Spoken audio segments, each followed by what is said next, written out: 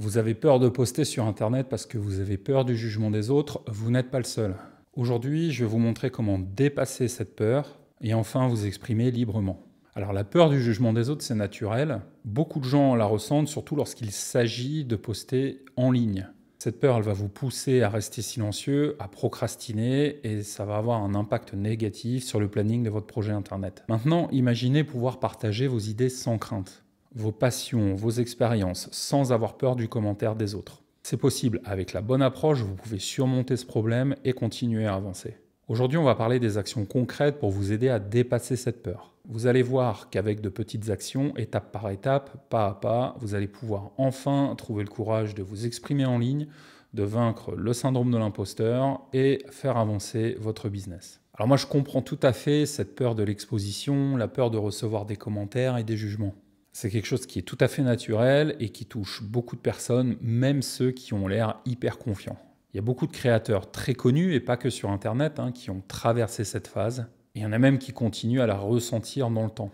Donc prenons un exemple, imaginez Sophie qui adore peindre par exemple. Elle a envie de partager ses œuvres sur Instagram, mais elle hésite. Elle craint qu'on la compare à des professionnels reconnus, qu'on se moque de son travail.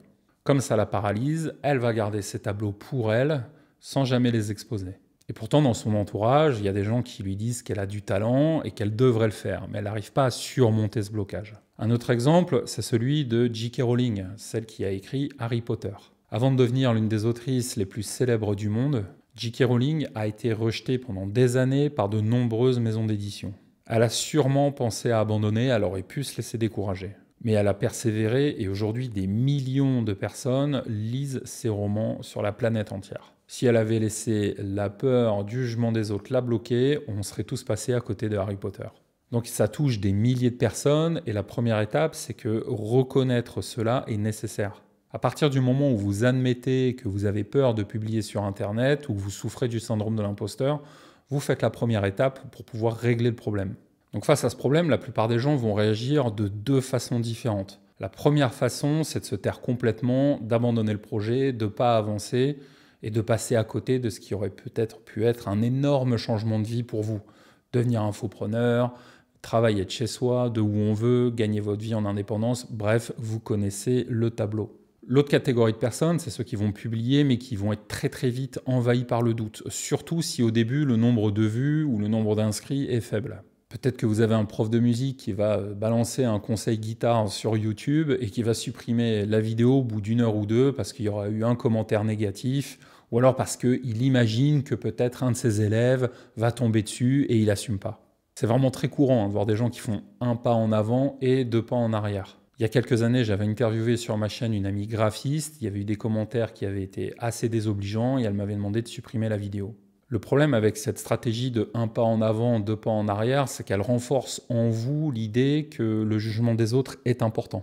C'est la peur qui va vous dicter vos actions et ça va vous laisser en fait dans l'inertie. C'est clair que c'est une approche qui ne va pas fonctionner sur le long terme. En étant bloqué de cette façon, vous vous privez de toute chance de progresser ou même de recevoir des retours constructifs. Il faut savoir que les haters ont tendance à bien plus s'exprimer que les gens qui sont contents. En plus de ça, on a tous une sale manie qui est d'accorder plus d'importance aux commentaires négatifs qu'aux commentaires positifs.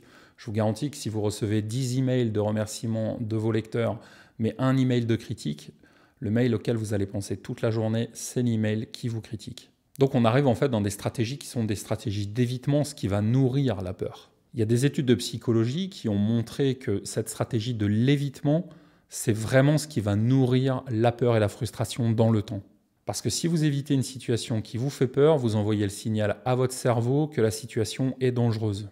Et plus vous évitez, plus le cerveau l'associe au danger et moins vous avez envie de recommencer l'action. C'est typiquement ce que ressentent les gens avec la peur des chiens. Quelqu'un qui a peur des chiens va traverser la rue à chaque fois qu'elle va croiser quelqu'un qui tient un chien en laisse. Et c'est encore pire si c'est dans les bois, par exemple, et que le chien n'est pas tenu en laisse. À chaque fois que vous êtes dans l'évitement des chiens, ça renforce en vous l'idée que les chiens sont dangereux. Donc à chaque fois que vous vous retenez de poster quelque chose sur Internet, vous renforcez l'idée en vous que publier sur Internet, c'est une menace. Un article publié dans le Journal of Behavioral Therapy, donc littéralement le journal des thérapies comportementalistes, a publié le résultat d'une étude. On avait fait 2 groupes parmi les participants. Tous ceux qui étaient dans l'évitement ont vu leur anxiété sociale progresser, Alors que ceux qui ont appris à surmonter cette peur de façon progressive ont pu vaincre le problème dans le temps. Donc il est absolument crucial de comprendre que si vous hésitez à publier sur Internet, si vous avez le syndrome de l'imposteur, il faut arrêter de nourrir cette peur en faisant de l'évitement, il faut aller vous confronter. Et je ne vous dis pas de vous jeter dans le vide et d'y aller à fond tout de suite, mais d'y aller de façon progressive et par étapes. Quand vous y allez progressivement et par étapes, vous vous rendez compte qu'en fait, votre peur était principalement dans votre tête et vous réalisez que vous pouvez réussir à la dompter. Alors, qu'est-ce que vous pouvez faire différemment ? Eh bien, au lieu de balancer une vidéo dans laquelle vous vous exprimez pendant 10 minutes, commencez par simplement poster une photo sur un réseau social avec une petite légende, un petit commentaire positif. Vous verrez ça déjà comme une petite victoire. Et puis quand vous êtes à l'aise avec ça, passez à une première vidéo courte, par exemple une vidéo de présentation, dans laquelle vous expliquez par exemple le but de votre chaîne. Par exemple, si vous êtes dans la remise en forme, vous pourriez au début juste poster une photo de votre dernière paire de chaussures et puis en légende écrire en dessous « Allez, c'est parti, aujourd'hui je retourne à la salle ». Et puis petit à petit, au fur et à mesure de vos publications, vous allez inspirer les gens, vous allez montrer vos progrès à la salle de sport et vous allez mettre en marche en fait une dynamique positive. Donc au lieu de faire de l'évitement qui nourrit la peur, vous allez faire dans votre cerveau une nouvelle association. Vous allez associer la publication sur Internet à quelque chose de positif. C'est ce qu'on appelle la technique de désensibilisation systématique. Et c'est vraiment très efficace pour réduire l'anxiété liée au jugement des autres dans la vie courante, mais aussi sur Internet. Une méthode pour éviter les critiques sur Internet, ça peut être tout simplement d'expliquer ce qui a marché pour vous. En partageant ce qui a fonctionné pour vous, vous rendez votre message inattaquable. Ça veut dire que si vous avez peur du syndrome de l'imposteur, au lieu de faire des vidéos disant « vous devriez faire ceci et vous aurez des résultats », faites votre vidéo en disant « j'ai testé cela et ça m'a donné tel résultat ». Avec cette approche, vous mettez en avant vos conseils de manière claire, franche et authentique. De plus, vous n'imposez absolument rien aux autres, ce qui réduit grandement le risque de critiques négatives. Donc vous voyez ce que je veux dire, au lieu de dire « voici 10 exercices à faire pour avoir des abdos », dites « j'ai testé ces 10 exercices et j'ai eu ces abdos ». Ensuite, commencez à exprimer vos pensées. Plus vous allez gagner en confiance, plus vous pourrez le faire. Vous pourrez mettre des contenus un peu plus personnels, des réflexions et là, des conseils. Si vous voulez vous lancer dans la salle de sport, parlez du jour où vous avez pris conscience que votre parcours pouvait inspirer les autres, par exemple. Un autre point qui bloque beaucoup les gens, c'est la gestion des haters. Alors déjà, les haters sont inévitables, quelle que soit la qualité du contenu que vous allez produire. Il faut donc se dire que ça existe et qu'il faut faire avec. Mais c'est vous qui avez la main. Déjà, ne le prenez pas personnellement. Moi, tout a changé sur les haters quand j'ai lu un livre écrit par un spécialiste des e-books qui s'appelle John Locke, et il avait beaucoup de commentaires négatifs sur Amazon. En effet, il publie du roman de gare et il est clair que les adorateurs de la littérature trouvaient que c'était vraiment des bouquins de bas étage.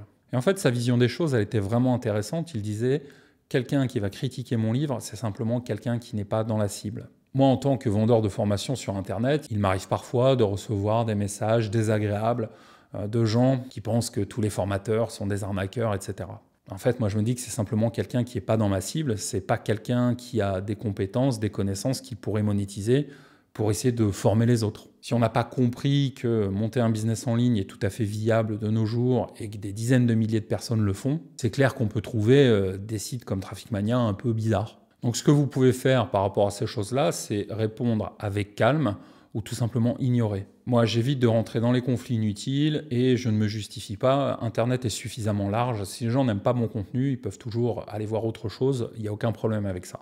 Ma seule limite, ça va être les commentaires visibles, par exemple sur mon blog ou sur la chaîne YouTube, qui vont être vulgaires ou qui vont vraiment être dans l'attaque. Dans ce cas-là, je supprime et je bloque la personne.